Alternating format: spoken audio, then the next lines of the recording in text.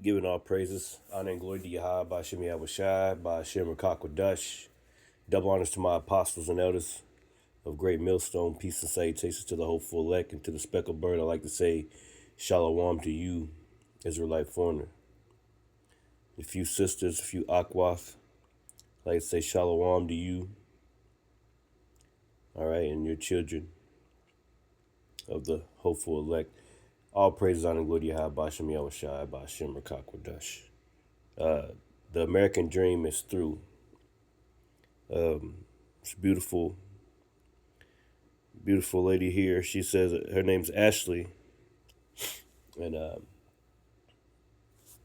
I've been seeing her pop up. She be speaking some truth, man. She reminds me of Jasmine Crockett, almost.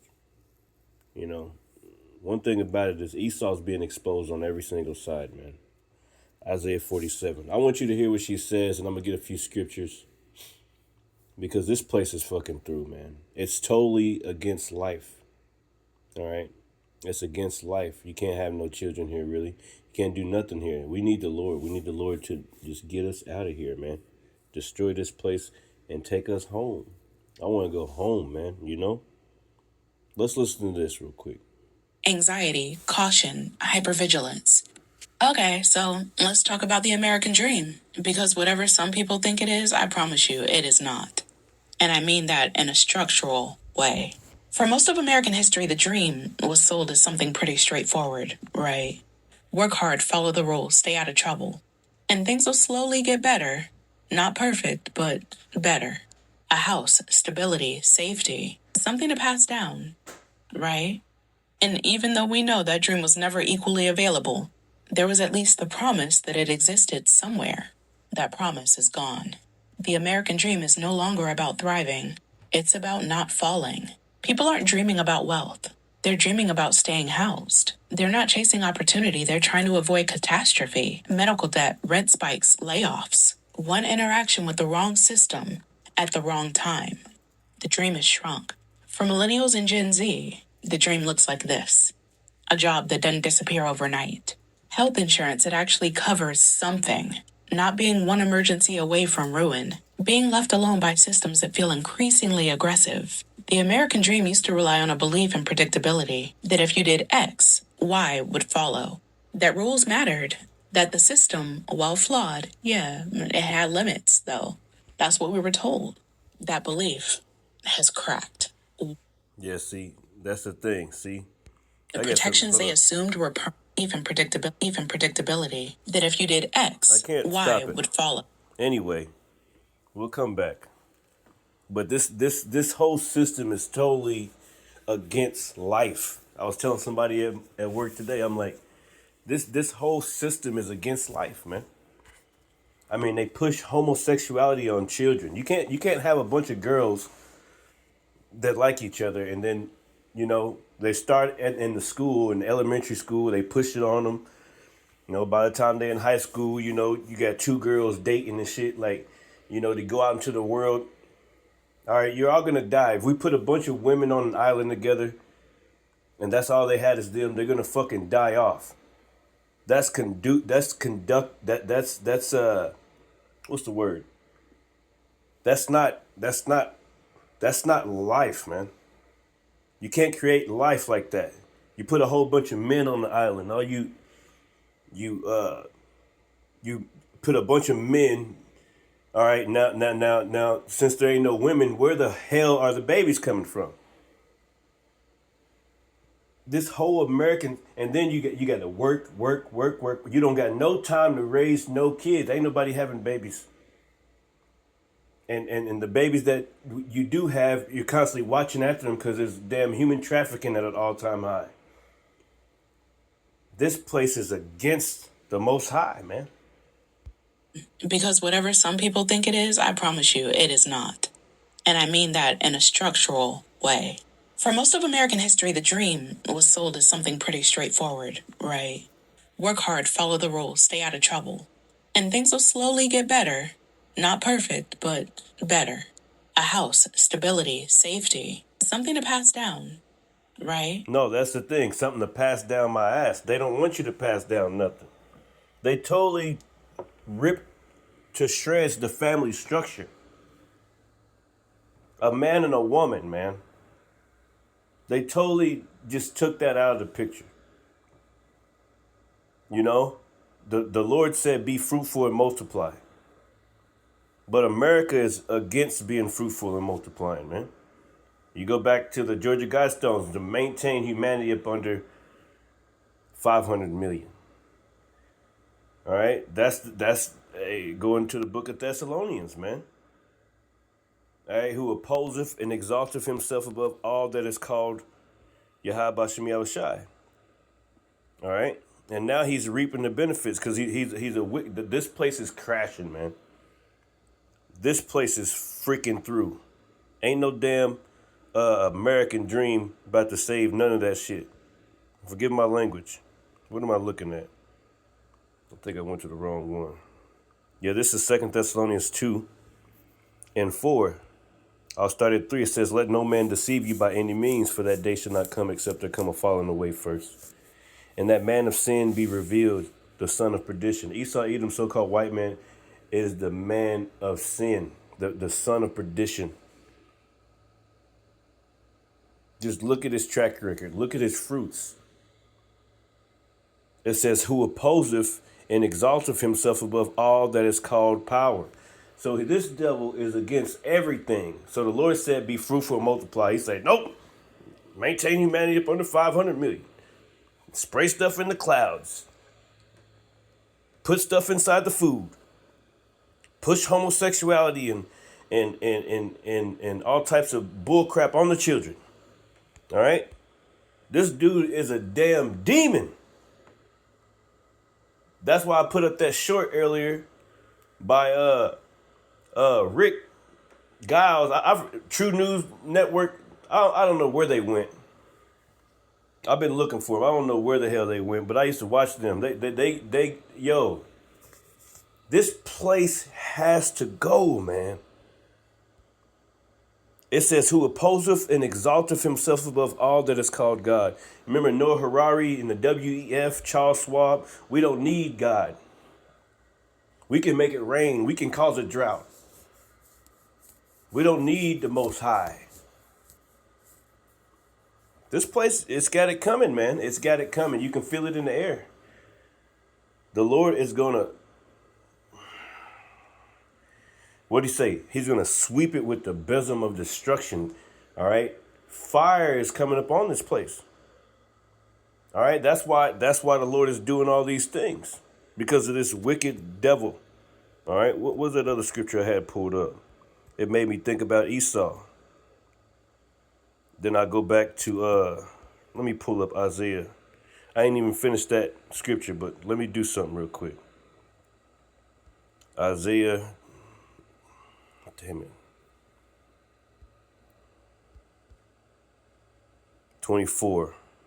And that's going into, the young lady she was speaking about, this pretty much, because the earth is given to the hand of the wicked. All right, the scriptures clearly tell you that, matter of fact, let's start with this one. Proverbs 29 and 2, it says, when the righteous are in authority, the people rejoice, but when the wicked beareth rule, the people mourn. And people are mourning. People aren't going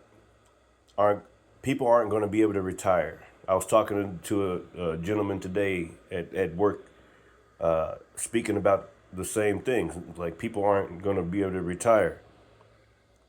All right, this place is through. It says when the righteous are in authority, the righteous are not in authority right now. Trump is not righteous. This government is not righteous. None of your presidents have ever been righteous. All right, none of you people. The Lord is righteous, man. All right. It says the people rejoice when the righteous are in authority, right? But when the wicked bear fruit, the people mourn. People are mourning. Which led me back to that. All right. Isaiah 24. All right.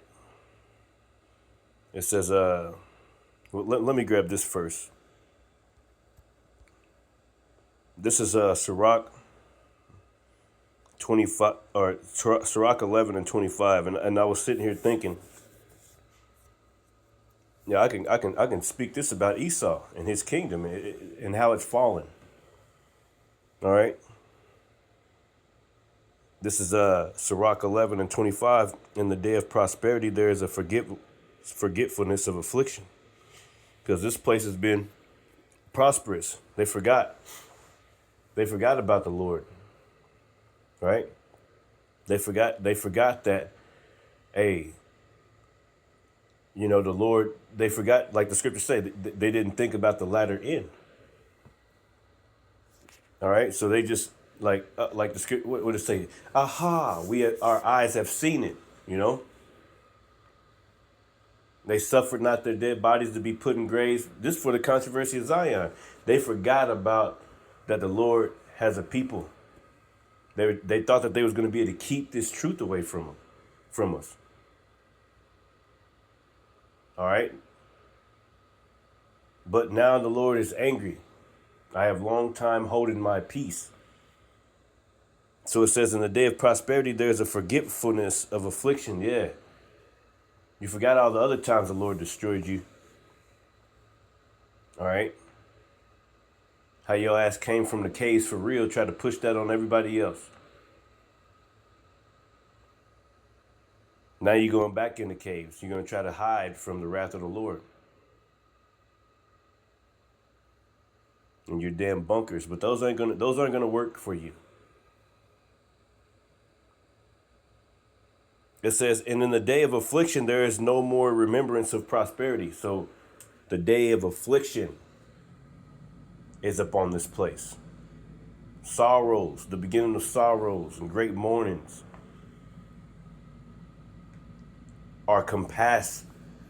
Perplexity is in distress and anguish fill the streets of America. Children, you know, I work with a few young guys. I see them out there, they working their asses off, but they don't have no damn future here. They about to get drafted. They sitting here trying to build something whenever they don't know if they about to be fired or, you know, morale all down. Every single job you go, everywhere, the morale is low. People are being laid off. People are just quitting. They don't even care if they can find another job. They're tired. You can tell it in their whole spirit is off. It's languishing. Especially these young Generation Zs, like they're just walking around with their fucking headphones or, you know, the hoodie on or whatever, and just you know, school didn't teach them anything, man. These schools are trash. From elementary school, middle school, high school, it's all fucking trash. Forgive my French. It's all trash. College is definitely trash. Definitely fucking trash, man. It says, in the day of prosperity, there's a forgetfulness of affliction. So affliction is coming. Affliction is upon this place. And you think it's gotten bad, but it's going to get worse. Thus saith the Lord, not me. The Lord is we can bring out the scriptures. And that's what we need. We need it to get worse. So you devils have been ruling over us for a long time, man. And you've been happy. You've been beating our backs and all that stuff. Even though so-called slavery is so-called over, no, there's an exception clause in the 13th Amendment. There's all types of stuff, man. There's all types of stuff you got to pay for. And now all that past, you try to break the rearview mirror, but the past is coming up on your ass. It's gaining on you. All right, all those souls. All right, from the past. What it say? It stirreth up the dead for thee. Everybody like Abel, man. Hey, my brother killed me. You know, but they saying, hey, this dude is a wicked. When is he gonna go down? When is he gonna go down? They waiting for you. Come on, come on, come on, come on. Esau, you going down, man. I can't wait. In the day of prosperity, there's a forgetfulness of affliction. And in the day of affliction, there is no remembrance of prosperity. For it is easy thing in the Lord in the day of death to reward a man according to his ways. That's right. That's why we storing up treasures in heaven, where moth doeth not corrupt. All right, Esau, you storing up treasures to be ultimately destroyed by thermonuclear fire. Your whole history screams out, destroy me, destroy me, destroy me, destroy me, destroy me, put a fucking nuke on me. Your whole history screams that, man. You're screaming for destruction.